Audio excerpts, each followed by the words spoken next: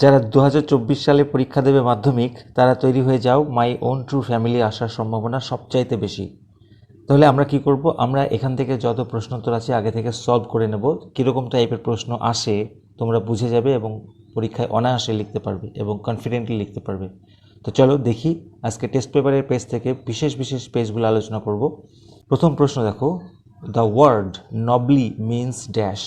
বন্ধুরা, এইটার জন্য তোমাদের কিন্তু টেক্সটের পেছনে যে ওয়ার্ড নেস্ট দেওয়া আছে সেগুলো ভালো করে পড়তে হবে। তাহলে নবলি মানে হচ্ছে আনস্টেডি। এক্ষেত্রে আনস্টেডি যদি তোমরা আগে থেকে না পড়ে যাও পারবে না, সেই জন্য আগে থেকে টেক্সটের পেছনের ওয়ার্ডগুলি পড়ে যাবে। তারপরেরটা, the narrator secret is inside dash. ন্যারেটরের সিক্রেটটি রয়েছে কিসের মধ্যে? Oak wood, the bag, the nest, the scripture. আমরা এখানে দেখতে পাচ্ছি এই যে এই মহিলাটি বলছে, I have your secret here inside my little bag. তাহলে লিটল ব্যাগের মধ্যে রয়েছে, কবিকে বলছে এটা, তাহলে এটা উত্তর হবে the bag. Next, the word quake. Quake মানে তো কাঁপা, এখানে কুয়েক মানে কি? লাফ, লস, ক্রাই, ফ্লাই। লাফ মানে হাসা, এটা হতে পারে না। লস মানে ক্ষতি, ক্রাই মানে কাদা, ফ্লাই মানে ওড়া। এখানে বন্ধুরা এটার কোনো মিনিং একেবারে কমপ্লিটলি দেওয়া নেই, ফলে এটা একটু কনফিউজিং হচ্ছে। আমার যতদূর মনে হচ্ছে এক্ষেত্রে তোমরা ক্রাই করতে পারো। The poet was looking for a dash. Very simple answer. একদম প্রথম লাইনে দেখো, I was looking for A stag, এটা বানানটা ভুল আছে, তাহলে স্ট্যাগ হবে উত্তর। এবারে দেখে নাও প্রশ্ন কেমন আসে। Name the poem and the poet. এই কবিতার নামটা কি? তোমরা যদি আগে থেকে ভালো করে প্র্যাকটিস না করে যাও অসুবিধায় পড়ে যাবে। তাহলে এখান থেকে বুঝতে পারলে তো যে তোমাদের আগে থেকে কবির নাম এবং কবিতার নামগুলো আগে থেকে প্র্যাকটিস করতে হবে। তাহলে আমরা এটা কিভাবে লিখব? লিখব, the name of the poem is my own true family and the name of the poet is Ted Hughes. হয়ে গেল। তারপরের প্রশ্নটা, whom did the speaker meet in the oak wood. বক্তা কার সাথে ওক জঙ্গলে মিট করেছিল? একেবারেই প্রথম লাইনে আছে, দেখো, once I crept in an oak wood, I was looking for stag, I met an old woman. আমি মানে কে? এখানে দ্য ন্যারেটর, অর্থাৎ এখানে স্পিকার। তাহলে আমরা উত্তরটা কিভাবে লিখবো? এখানে সাবজেক্ট হচ্ছে দ্য স্পিকার, তাই জন্য লিখবো the speaker met, M E T, met an old woman, কোথায়? In the oak wood. খুব সরল উত্তর। তাহলে আমাদের একটা জিনিস খেয়াল করতে হবে, যখন প্রশ্নটা ডিড দিয়ে থাকবে না, তখন ভার্বের পাস্ট ফর্ম অর্থাৎ মিটের পাস্ট ফর্ম মেট করবে কিন্তু, মনে করে। আরও একটি পেজ দেখে নেব। 796 পেজে কি বলছে দেখি। Creeping in an oak wood. Oak গাছের জঙ্গলে চুপি চুপি গিয়ে the poet was looking for a dash. এক্ষুনি পড়লাম, কবি খুঁজছিল, লুক ফর মানে খোঁজা, কি খুঁজছিল? অবশ্যই stag. When ever an oak tree is failed. Fail মানে কাটা, যখনই একটি ওক গাছকে কাটা হয়, the number of trees the poet must plant is, অর্থাৎ কত সংখ্যক গাছকে কবিকে অবশ্যই লাগাতে হবে। এটা 4, 2, 3, 5 আছে, আমরা দেখে নেব। দেখো, whenever you see an oak tree felled sure now you will plant 2। যখনই একটা গাছকে কাটতে দেখবে প্রতিজ্ঞা করো তোমাকে দুটো লাগাতে হবে। তাহলে কটি গাছ হচ্ছে? দুটি গাছ, অর্থাৎ 2 হবে answer. When the poet came out of the oak wood. যখন কবি ওক উডের জঙ্গল থেকে বেরিয়ে আসলো, his heart was that of a dash. Stag, human child, tree, old women. আমরা দেখে নেবো, একেবারে লাস্টের দিকে আছে এই যে, যখন আমি হিউম্যান কোম্পানিতে ফিরে আসলাম, my walk was the walk of a human child. মানব শিশুর মতো হয়ে গেছিলো আমার হাঁটাটি। তাহলে এখানে কি বলেছে? ও, হিজ হার্ট কেমন ছিল? তার হার্ট দেখো, এখানে বলেছে my walk was the walk of a human child but my heart was a tree, কিন্তু আমার হৃদয়টা গাছের মতো হয়ে গেছিলো। তাহলে এখানে উত্তর হবে ট্রি। আচ্ছা, প্রশ্ন কি আছে?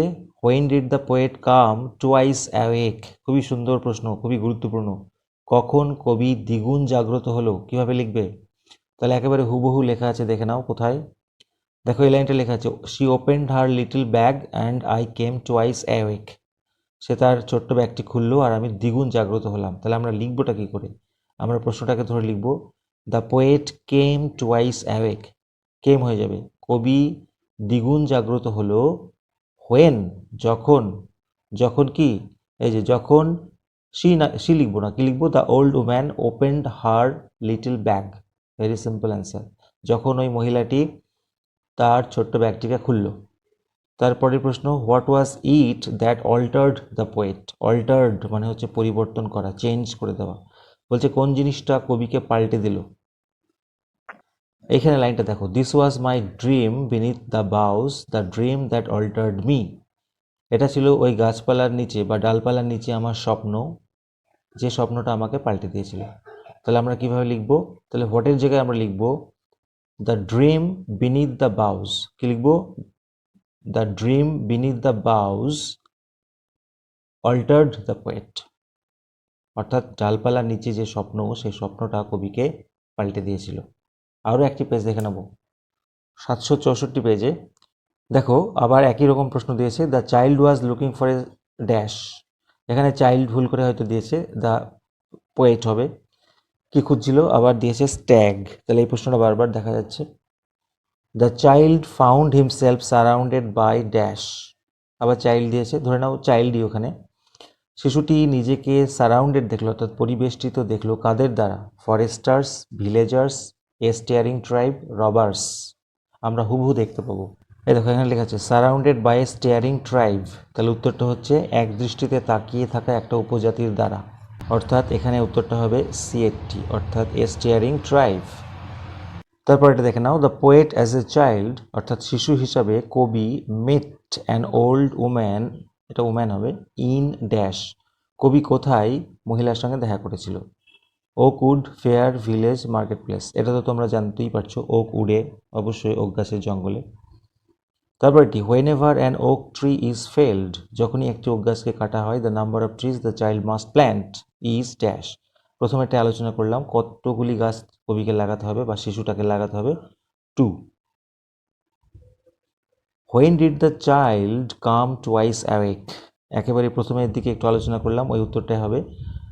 হু were the stirring tribe in the poem, very very important. কারা ছিল ওই স্টিয়ারিং ট্রাইব, অর্থাৎ এক দৃষ্টিতে তাকিয়ে থাকা উপজাতি? তাহলে আমাদের বন্ধুরা এখানে উত্তরটা হবে the oak trees were the stirring tribe in the poem. তাহলে এখানে এই যে স্টিয়ারিং ট্রাইব, এটা দ্বারা কি বোঝানো হয়েছে? ওক গাছগুলোকেই বোঝানো হয়েছে। তাহলে আমরা উত্তরটা লিখবো হুয়ের জায়গায়, the oak trees were the stirring tribe in the poem. ব্যাস। আরও একটি পেজ দেখে নেওয়া যাক, 686 পেজে, the poet crept in an oak wood in search of a dash. In search মানে খোঁজে। কিসের খোঁজে কবি চুপি চুপি ওক গাছের জঙ্গলে গেছিল? Female horse, male deer, male goat, male fox. এটা কিন্তু একটু ঘুরিয়ে দিয়েছে বন্ধুরা। আচ্ছা, একটু আগে আমরা দেখলাম স্ট্যাগ, তাহলে স্ট্যাগ মানে হচ্ছে মেল ডিয়ার। আর তাহলে এখানে স্ট্যাগ দেয়নি, তোমাদের একটু ভালো করে খেয়াল করে পড়তে হবে কিন্তু। উত্তরটা কি হবে? মেল ডিয়ার, অর্থাৎ বিএটি। তারপর এটি, the poet was surrounded by a stirring dash. কবি পরিবেষ্টিত হয়েছিল, অর্থাৎ কবিকে ঘিরে ধরেছিল কারা? Elephant, lion, tribe, stag. এটা কিন্তু ট্রাইব হবে, যে স্টিয়ারিং ট্রাইব, এক দৃষ্টিতে তাকিয়ে থাকা উপজাতি।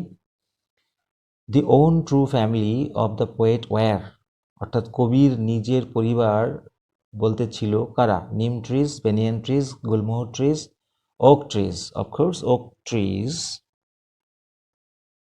বন্ধুরা, চ্যানেলটিকে যারা এখনও সাবস্ক্রাইব করনি, অবশ্যই অবশ্যই সাবস্ক্রাইব করো এরকম ভিডিও আরও পাওয়ার জন্য, 100% প্রিপারেশনের জন্য। এবং প্লেলিস্ট চেক করো, তোমাদের জন্য প্রচুর রাইটিং, গ্রামার, এভরিথিং দেওয়া আছে, সারা বছর দিতে থাকবো। তারপর একটি, the heart of the poet altered, কবির হৃদয়টি পাল্টে গেল, অল্টার্ড হয়ে গেল, চেঞ্জড হয়ে গেল, ডিউ টু হিজ ড্যাশ, কি কারণে? Dream, love of the trees, human company, old thinkings. আমরা একটু আগেই দেখেছি, তবু আর একবার দেখাচ্ছি। একদম লাস্টের দিকে দেখো, the dream that altered me, স্বপ্নটা আমাকে পাল্টে দিল, তাহলে স্বপ্নের কারণে। তাহলে বন্ধুরা উত্তরটা হচ্ছে এটি, অর্থাৎ ড্রিম। প্রশ্ন কি আছে? What was the promise the poet had to make, খুবই ইম্পর্টেন্ট প্রশ্ন।